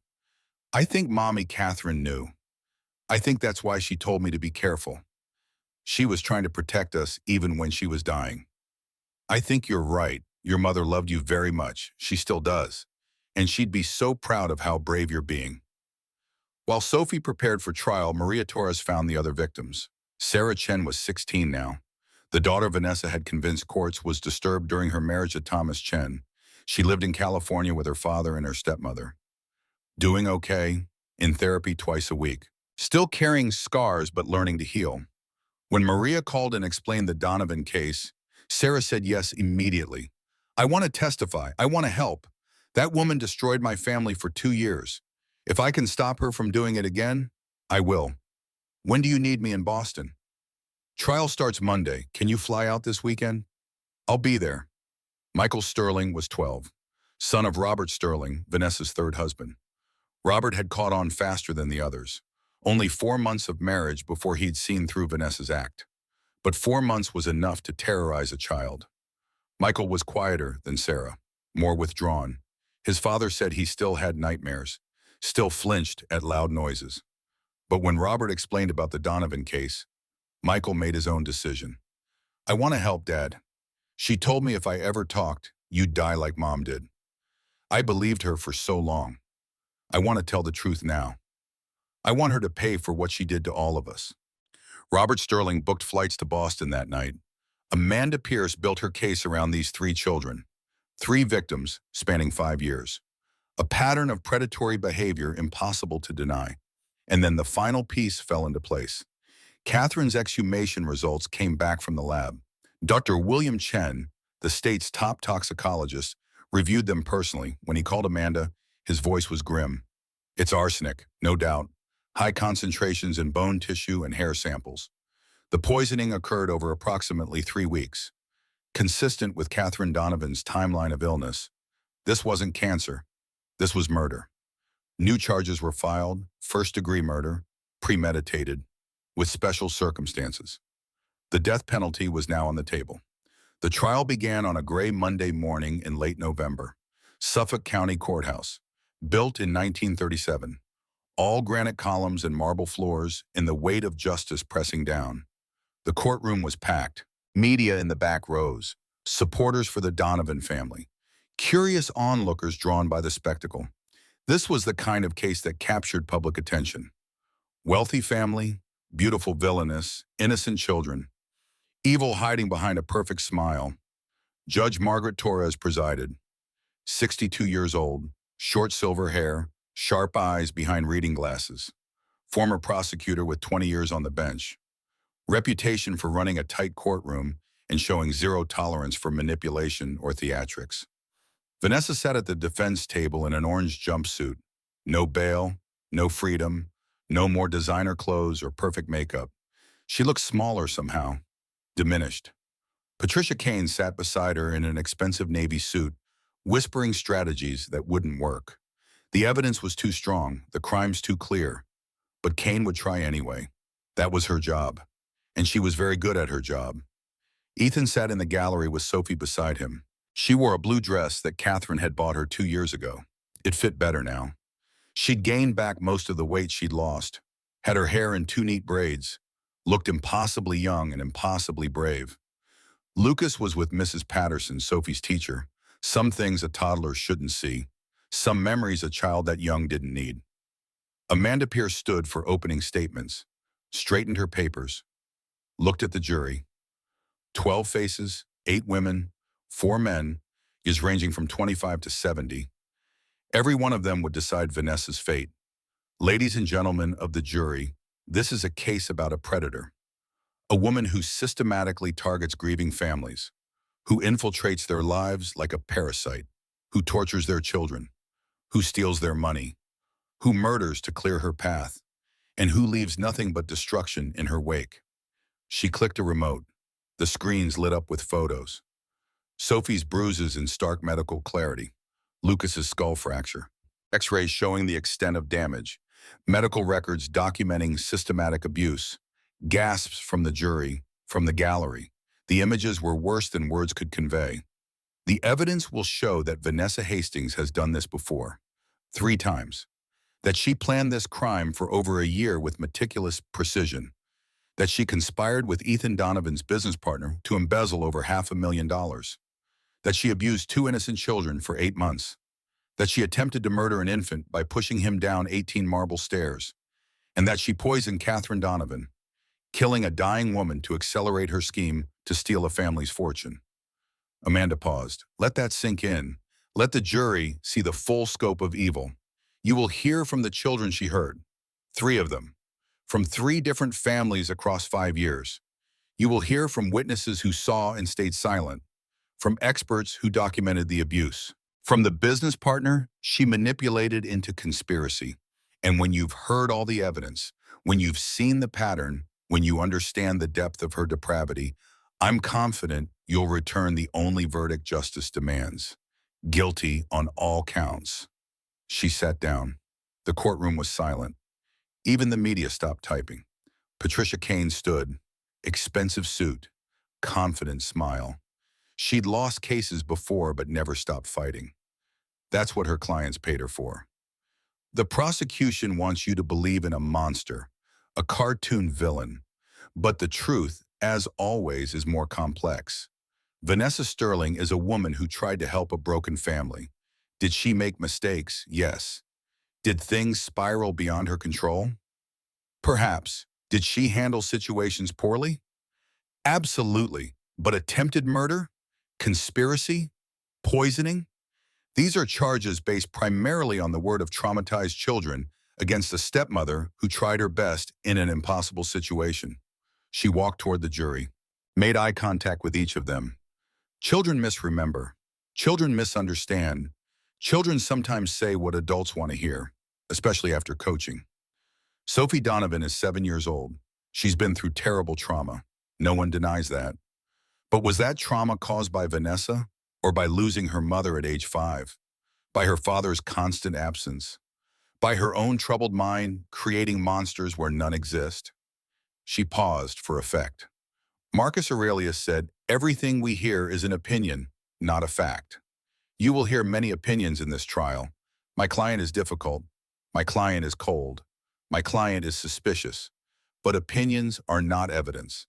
And suspicion is not proof. You will have reasonable doubt. And when you do, the law requires that you acquit. Kane sat down, smiled at Vanessa. Vanessa smiled back.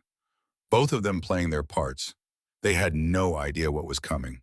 The prosecution called witnesses in careful order, each one adding another brick to the wall of evidence, building a case so strong that reasonable doubt would be impossible. Dr. Stevens testified first, showed the medical evidence in clinical detail, photos projected on screens, measurements, diagnoses, 20 years of experience backing every word. These bruises on Sophie Donovan's arms are consistent with adult fingers gripping forcefully. The spacing, the pressure points. The pattern of healing indicates repeated incidents over months. The burn on her forearm is 8 millimeters in diameter. Consistent with cigarette contact held for approximately 3 seconds. That's not accidental. That's intentional punishment. The malnutrition shows systematic food deprivation. And Lucas Donovan's skull fracture required significant force. The physics don't support a push from a 7-year-old child. This was an adult, no question. Patricia Kane cross-examined, tried to suggest alternative explanations. Rough play, household accidents, children who bruise easily. Dr. Stevens shut her down with medical facts and professional authority. I've examined thousands of children. I know the difference between an accident and abuse. These injuries tell a story, and that story is systematic torture. Mrs. Patterson testified next, brought her notebook, 5 months of careful documentation. Read entries that painted a picture of a child in crisis. September 15th, Sophie fell asleep at her desk during reading time. Fourth occurrence this month. Dark circles under eyes suggesting sleep deprivation. September 22nd, Sophie wore the same jeans 4 days in a row. Noticed what appeared to be dried blood on the hem. September 29th, found Sophie in the bathroom crying. When asked what was wrong, she said nothing but wouldn't make eye contact. October 8th, Sophie ate her entire lunch in 3 minutes, then took crackers from a classmate's lunchbox and hid them in her backpack. Her voice broke on the last entry. November 12th, Sophie arrived at school with a visible bruise on her cheek, poorly covered with makeup. When I asked about it, she said she fell. But her eyes said something else. They said, "Help me." And I didn't. I reported it to the administration and was told not to interfere with important donor families. I failed this child. I will carry that guilt for the rest of my life. Several jury members were crying. The gallery was silent except for muffled sobs. Mrs. Richardson testified next. The neighbor who'd seen and stayed silent. I heard shouting from the Donovan house at least once a week. Heard a woman's voice, Vanessa's voice, yelling things like, "You worthless brat," and "I wish you'd never been born." I saw Sophie sitting in the boss yard in the pouring rain while Vanessa was inside on the phone laughing. I saw Sophie going through the outdoor trash bin looking for food, and I did nothing. I told myself it wasn't my business, that I must be mistaken, that rich people don't abuse their children. I was wrong about everything. More tears, more guilt, more evidence of a pattern everyone had seen but no one had stopped. Then came the previous victims. Sarah Chen walked to the stand with her head high. 16 years old, but she could have been 30 from the steel in her spine. She'd survived. She'd healed. And she was here to make sure Vanessa paid. Vanessa did to me exactly what she did to Sophie. Exactly. The isolation, the starvation, the physical abuse, the manipulation. She convinced my father I was disturbed. Convinced social workers I needed psychiatric care. I spent 6 months in foster care while she drained my father's accounts. The pattern is identical because Vanessa has a system. This is what she does. This is who she is.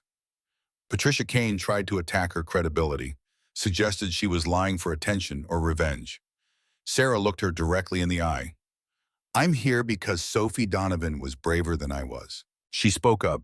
She saved herself and her brother. "I want to help her make sure Vanessa never does this again. That's the only reason I'm here." The jury believed her. You could see it in their faces. Michael Sterling was next, 12 years old, nervous, but determined. His father, Robert, sat in the front row giving him strength. "Vanessa told me if I ever talked about what happened, my dad would die like my mom died. She said she had ways to make it look like an accident." I believed her. I was so scared for so long.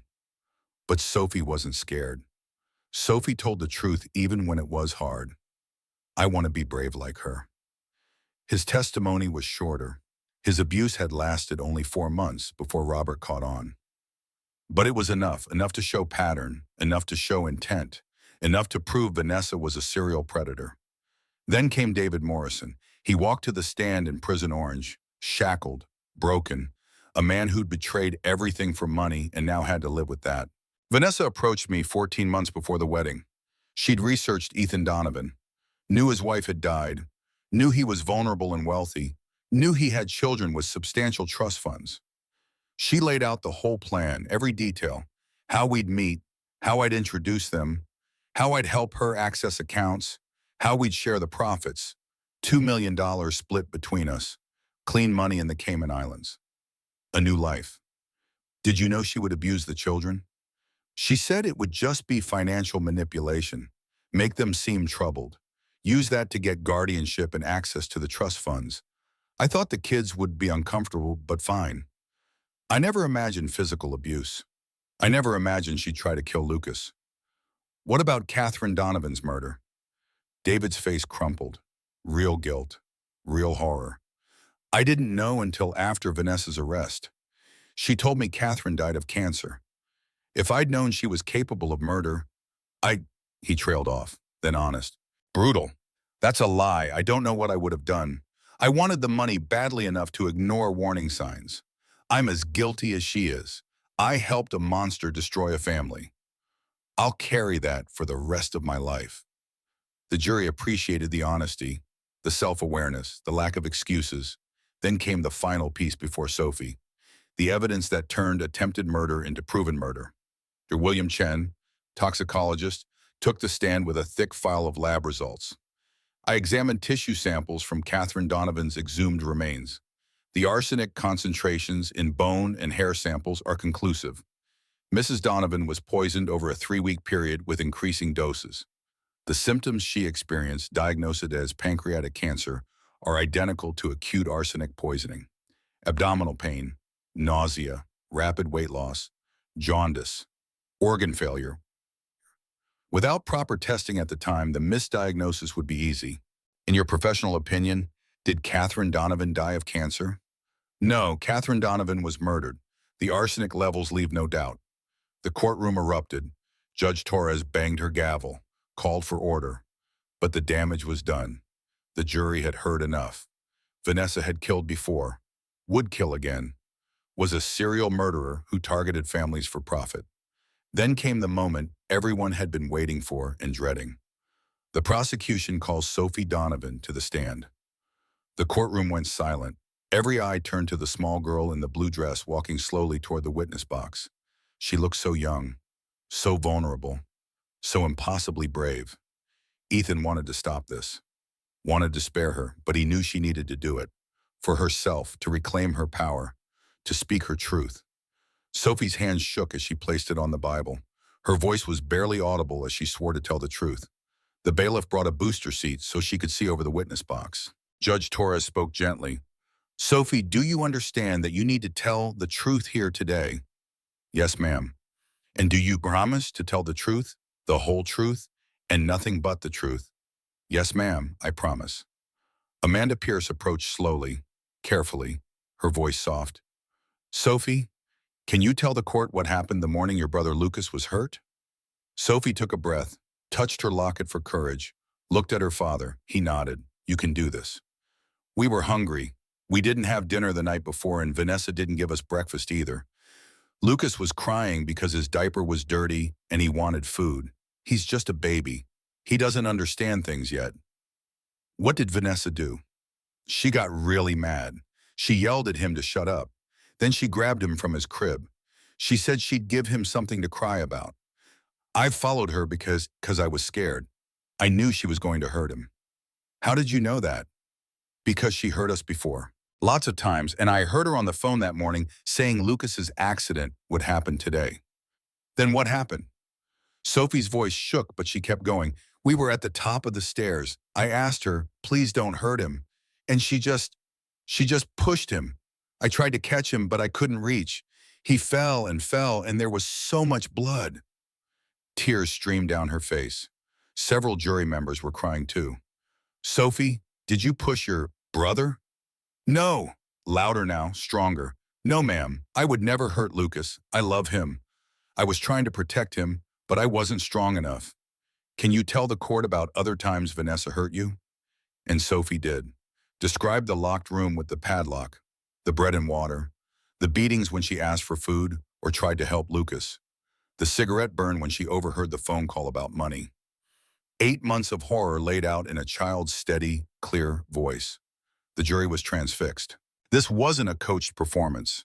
This was truth.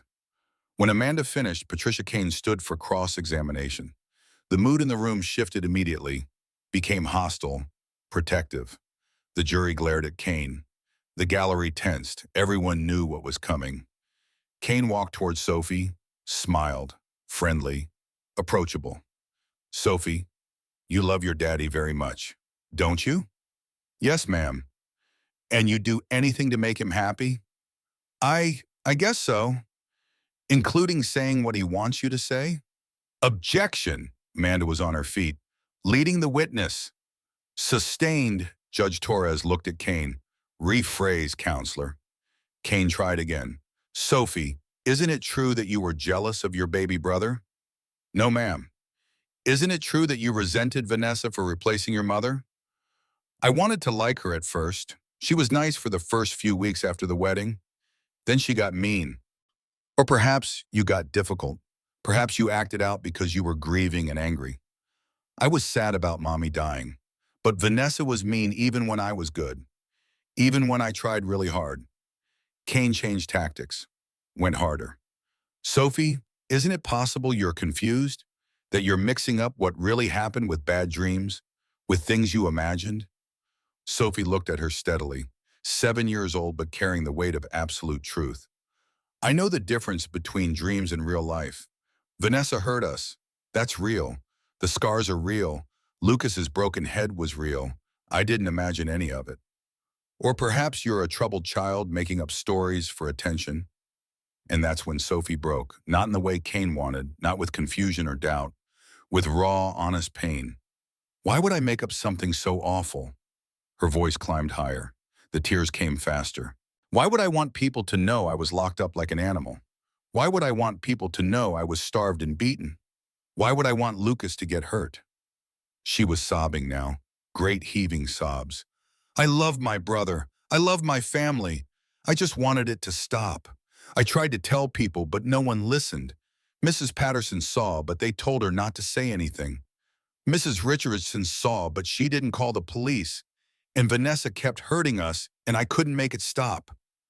Her voice rose to a wail on the last words. Pure anguish. Pure truth. Ethan couldn't take it anymore. He stood despite the bailiff's warning. Started toward the witness stand. Judge Torres banged her gavel, but her eyes were wet. Mr. Donovan, you cannot. Your Honor, please. Torres looked at Sophie breaking down completely, at Ethan's anguished face, at the jury members openly crying, at the gallery full of people who'd seen a child tell truth that hurt. Approach. Ethan went to Sophie, lifted her from the witness stand into his arms, held her while she sobbed against his shoulder. You did it, baby. You were so brave. It's over now. You told the truth and everyone heard you. Judge Torres looked at Patricia Kane with cold fury.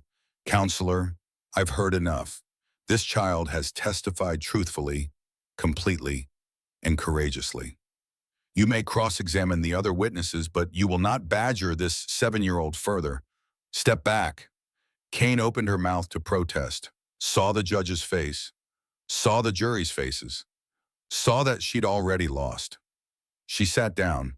The trial continued for 2 more days, but the outcome was never in doubt. Kane put Vanessa on the stand. It was a disaster.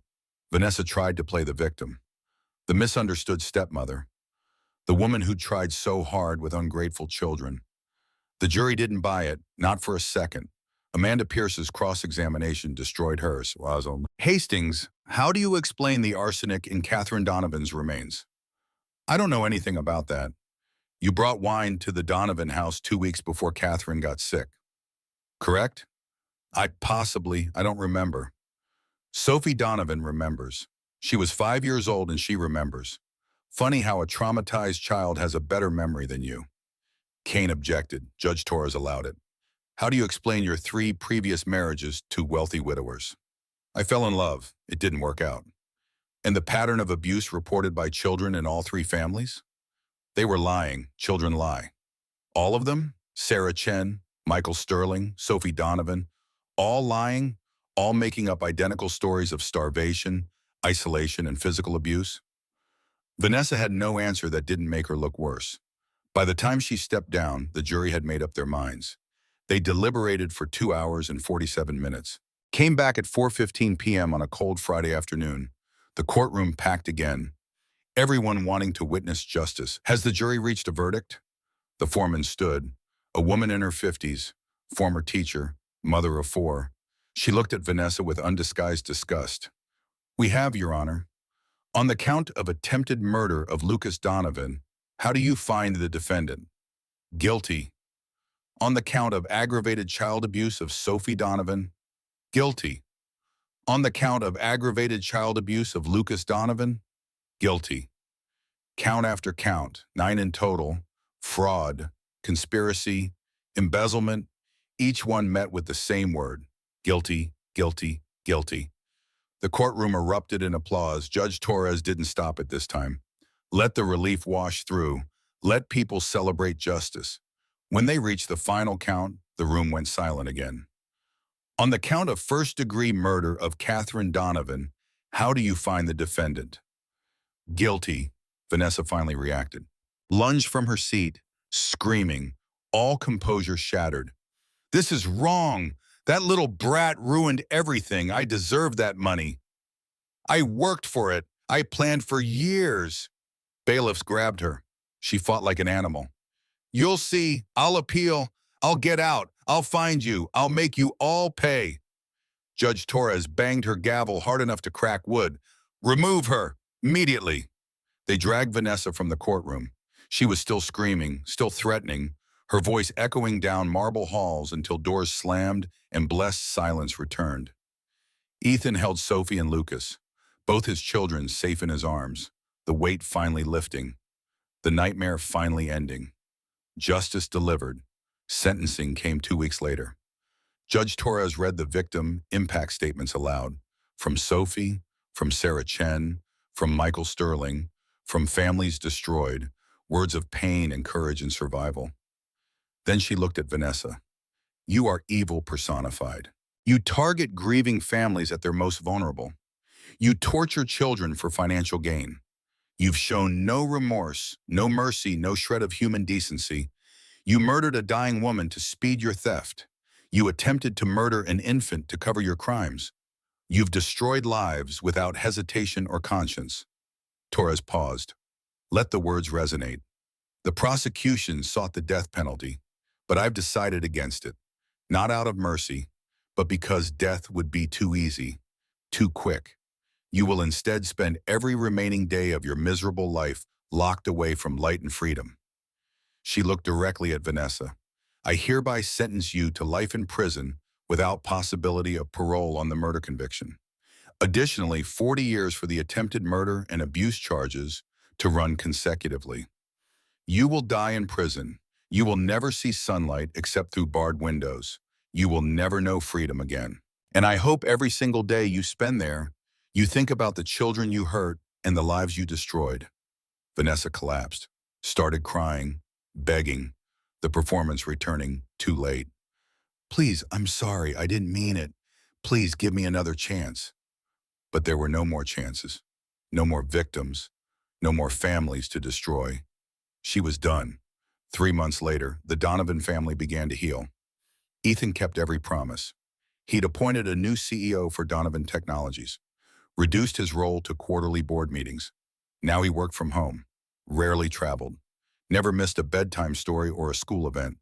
His colleagues thought he was crazy, walking away from empire building and hip prime earning buyers, leaving billions on the table. Ethan didn't care. He had enough money for 10 lifetimes. What he needed now was time, presence, the daily ordinary moments that mattered more than any deal. He learned to braid Sophie's hair, took YouTube tutorials until he got it right, learned to make Lucas laugh with silly faces and funny voices, learned which nightmares required talking through and which required silent holding until the shaking stopped. Sophie was in therapy 3 times a week with Dr. Warner, slowly rebuilding trust, slowly understanding that not all adults would hurt her, that it was okay to be angry at her father for missing the signs, that healing took time and setbacks were normal. The nightmares came less frequently, once a week instead of every night.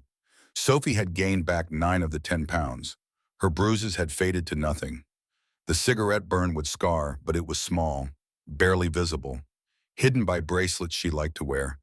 The scars on her heart would take longer, but they were healing too.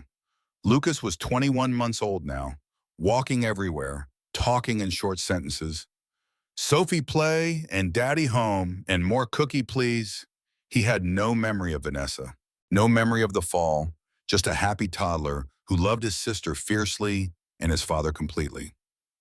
They were becoming a family again, different from before, scarred but healing, broken but mending. 1 year later, on a sunny Tuesday morning, Ethan stood at a podium in downtown Boston, media cameras rolling, supporters gathered, Sophie beside him in a yellow dress holding his hand. Today I'm announcing the launch of the Catherine Donovan Foundation for Child Advocacy.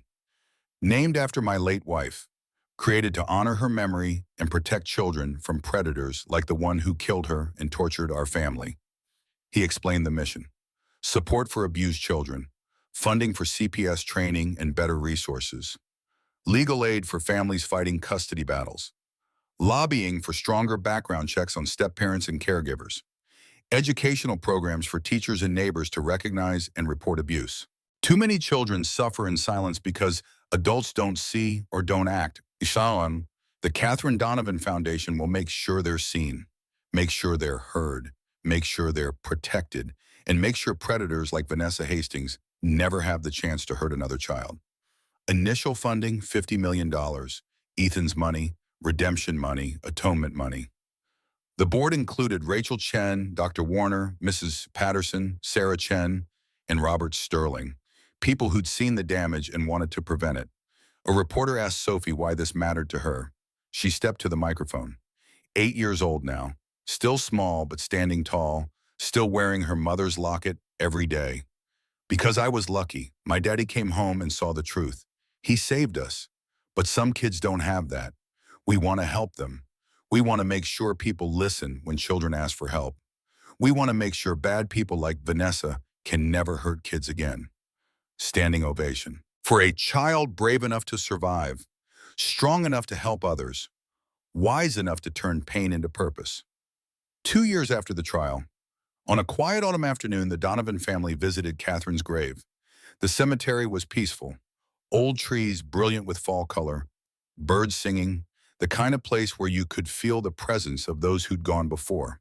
Catherine's headstone was simple white marble, her name, her dates, and a new inscription Ethan had added: "Beloved mother and protector of her children, forever in our hearts, your legacy lives on." Ethan knelt by the grave, Sophie and Lucas beside him. They'd brought flowers, daisies, Catherine's favorite. "Hi, Catherine. We're keeping our promises, all of them. The kids are safe. Vanessa's in prison for life. The foundation helped over 2,000 children this year. Your name is protecting families just like you protected Sophie and Lucas." Sophie touched the headstone. "Hi, Mommy. I miss you every day. But we're okay now. Really okay. Daddy's home all the time. Lucas is getting big. He starts preschool next month. The nightmares are almost gone. Dr. Warner says I'm healing." Lucas put his dandelion on the grave. Didn't fully understand death yet, but knew Mommy was someone special. Someone who loved them from somewhere beautiful. They sat together in comfortable silence. A family missing a piece, but whole in their love. 3 years after the trial, on a perfect spring morning, Ethan took his children to the park. The big park by the lake. Good swings. Ducks that begged for breadcrumbs. The smell of fresh-cut grass and the sound of children laughing. Sophie was 10 now, long hair and a ponytail. Still wore Catherine's locket, but the weight of it had changed. Now it was comfort, not armor. She smiled easily, laughed often, was thinking about joining soccer and drama club. Lucas was 4.5, starting kindergarten in the fall. Had his father's sharp mind and his sister's protective heart. Negotiated everything like a tiny CEO. Made friends everywhere he went. Sophie pushed Lucas on the swings. "Higher, Sophie, higher. You'll fly away into the clouds. I can fly. I'm Superman." Their laughter carried on the breeze. Pure joy, uncomplicated childhood happiness. The kind Sophie had been denied for 8 months but was reclaiming now, day by day. Ethan sat on a bench watching them. Sun warm on his face. Peace settling into his bones like roots growing deep. His phone buzzed. Work email, board meeting agenda, quarterly reports showing record profits even without his daily involvement. He glanced at it, then turned the phone off, put it in his pocket. Work could wait. This moment mattered more. Sophie ran over, breathless and grinning. Grass stains on her jeans, hair escaping the ponytail. "Daddy, can we get ice cream?" "What flavor?" "Chocolate." Lucas ran up behind her, nearly tackling Ethan's legs. "Vanilla." Ethan stood, took each child's hand, felt their warmth, their life, their trust. "Then we'll get both. We'll get whatever you want, always." They walked together through the park, father and daughter and son, survivors and healers, a family rebuilt from ashes. Sophie looked up at him, squeezed his hand. Daddy, I'm happy, like really, really happy. Is that okay? Is it okay to be happy even though bad things happened? Ethan's throat tightened. His eyes burned with tears that were joy instead of grief. Yes, baby. That's more than okay. That's everything. That's exactly what Mommy Catherine would want. That's what all of this was for. They reached the ice cream stand, ordered their flavors, sat on a bench by the lake watching ducks paddle past in perfect formation. Lucas got chocolate on his face. Sophie laughed at him. Ethan wiped it clean with a napkin and thought about how these simple moments were what life was really about. Not deals, not empires, not wealth or success or power, just this. Children laughing, ice cream melting, sunshine and love, and the slow, steady healing of broken hearts. Sophie leaned against his shoulder. I love you, Daddy. I love you too, Princess. More than anything in this world. Lucas climbed into his lap, sticky hands and all. I love you three. They sat together as the afternoon stretched long and golden, as the park filled with families and joy, as the world turned and life continued and hope bloomed eternal in hearts that had known darkness. Somewhere across Massachusetts, in a maximum security prison, Vanessa sat in a cell, alone, forgotten, paying for her crimes with the only currency that mattered, time, every minute, every hour, every day, for the rest of her life. But the Donovans didn't think about her anymore. She was the past. A nightmare ended. A monster caged. They were the future, light after darkness, love after fear, family after everything. Sophie finished her ice cream, looked out at the lake, then at her father and brother. Can we come here every Saturday, just like this? Forever? Ethan smiled, kissed the top of her head. Every Saturday, for as long as you want, I promise. Then forever. Every Saturday, forever. Deal. And they did, every Saturday, through seasons and years, through Sophie's graduation from elementary school and Lucas's first day of kindergarten, through foundation galas where Sophie spoke about her story and helped other children find their voices, through therapy milestones and ordinary Tuesdays and extraordinary moments of joy reclaimed.